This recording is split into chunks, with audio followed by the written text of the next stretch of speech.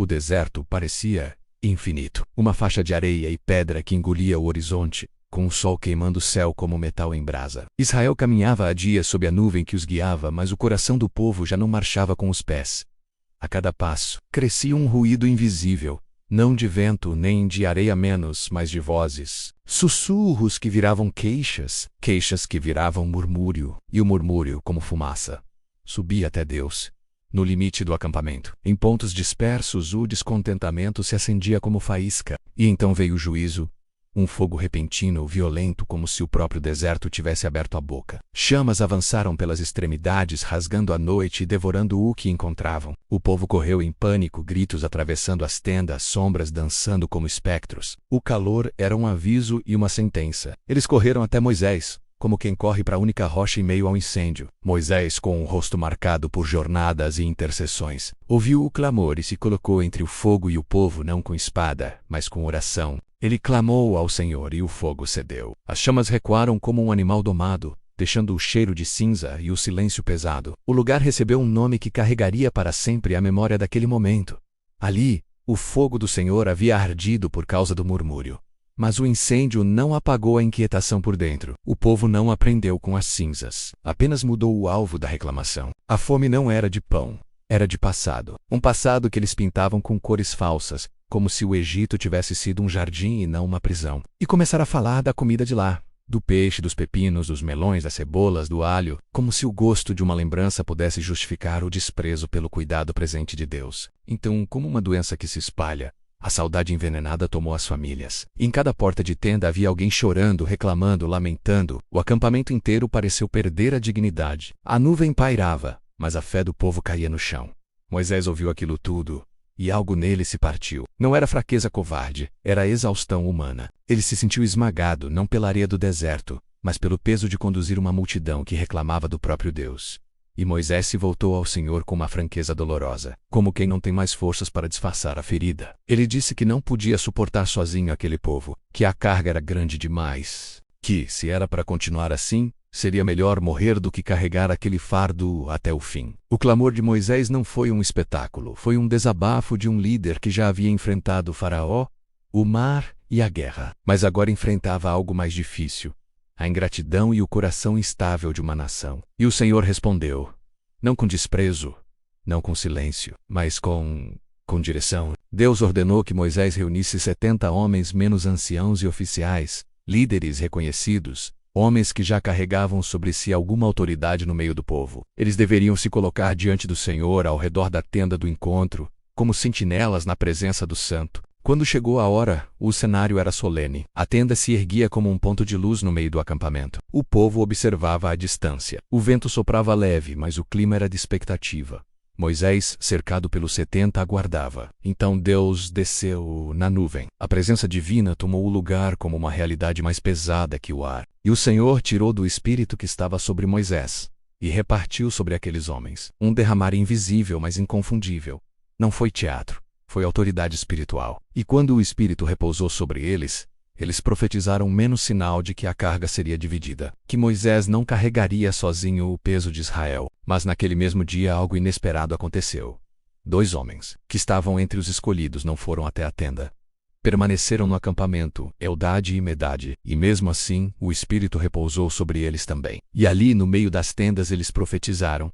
Um jovem correu para contar a Moisés. A notícia atravessou o acampamento como surpresa e inquietação. Josué, auxiliar fiel de Moisés, ouviu e reagiu com zelo, pediu que Moisés os impedisse, como se aquilo fosse desordem, como se a autoridade estivesse ameaçada. Mas Moisés olhou além do medo de perder controle. Ele não tinha ciúme do Espírito de Deus, ele tinha fome de ver o povo inteiro transformado, e respondeu com firmeza serena, como quem entende o coração do Senhor.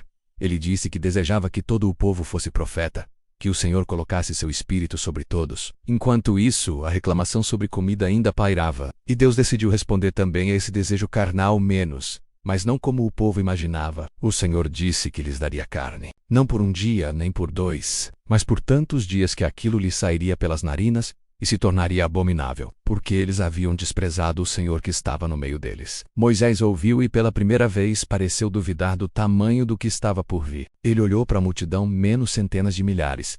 E a pergunta surgiu, pesada e humana. Como seria possível alimentar todo aquele povo com carne no deserto? Seriam mortos rebanhos? Seriam pescados mares? O impossível parecia enorme demais até para quem já tinha visto milagres. E então veio a resposta de Deus. Direita como espada, o Senhor perguntou se sua mão teria se encurtado. Como se dissesse, você verá se a minha palavra se cumpre. E a noite chegou com uma tensão diferente. Não era apenas o medo do fogo. Era a expectativa do que Deus faria menos e como o povo suportaria o próprio desejo. O silêncio da noite foi quebrado por um vento diferente. Não era o vento comum do deserto, seco e cortante. Era um sopro contínuo, pesado, como se algo estivesse sendo empurrado desde muito longe. O ar mudou. As tendas estremeceram. A areia se moveu em redemoinhos baixos. E então, do nada, o céu começou a despejar carne e codornizes, em quantidade absurda, vindas de todos os lados, trazidas pelo vento do Senhor. Elas caíam ao redor do acampamento, cobrindo o chão, acumulando-se até onde os olhos alcançavam. Não era um milagre discreto. Era excesso. Era abundância levada ao limite do desconforto. Um presente que carregava advertência ao povo coru. Não com reverência, mas com avidez. Homens, mulheres, jovens, todos se lançaram sobre a carne. Não houve espera, não houve consulta, não houve temor. Eles recolhiam codornizes como quem tenta preencher um vazio que nunca se sacia. Durante aquele dia, a noite seguinte e o dia seguinte, continuaram juntando. Os menos gananciosos recolheram grandes quantidades. Os mais vorazes, ainda mais. O chão do acampamento se transformou em um campo de carne espalhada, pendurada, secando ao sol. O cheiro tomou o ar. O deserto, antes vazio, agora parecia saturado. Enquanto isso, o maná continuava a cair, silencioso, fiel e ignorado. O pão do céu estava ali, mas o coração do povo não o queria mais. Eles haviam trocado um milagre diário por um desejo antigo, moldado pela escravidão. Não perceberam que, ao pedir carne, estavam rejeitando a presença. Eles comeram. Comeram com pressa. Comeram sem limites. Comeram como se nunca fosse acabar. O gosto ainda estava em suas bocas quando o juízo veio.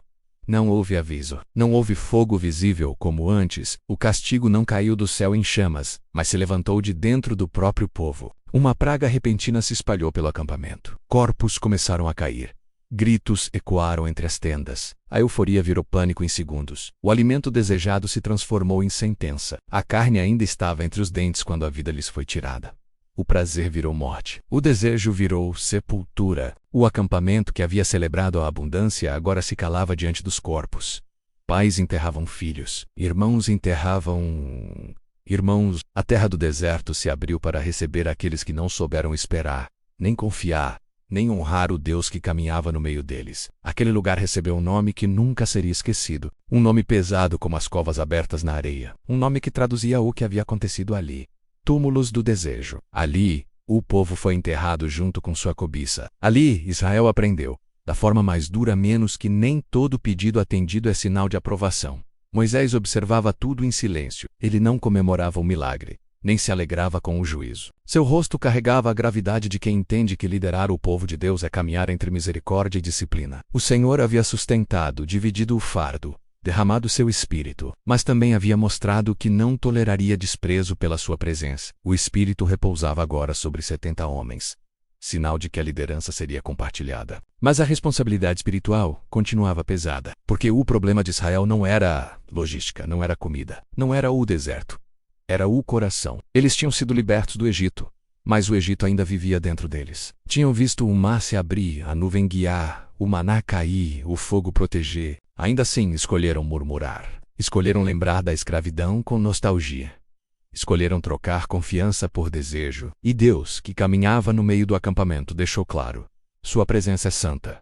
Seu cuidado é suficiente. Seu espírito não é distribuído para alimentar orgulho, mas para sustentar obediência. E quando o povo transforma a graça em desprezo, a disciplina se torna inevitável. Após os sepultamentos, o acampamento se moveu novamente. Não com celebração, mas com sobriedade. Cada passo agora carregava a memória do fogo, do espírito e das sepulturas. O povo seguia adiante, mas o deserto já não era apenas um caminho.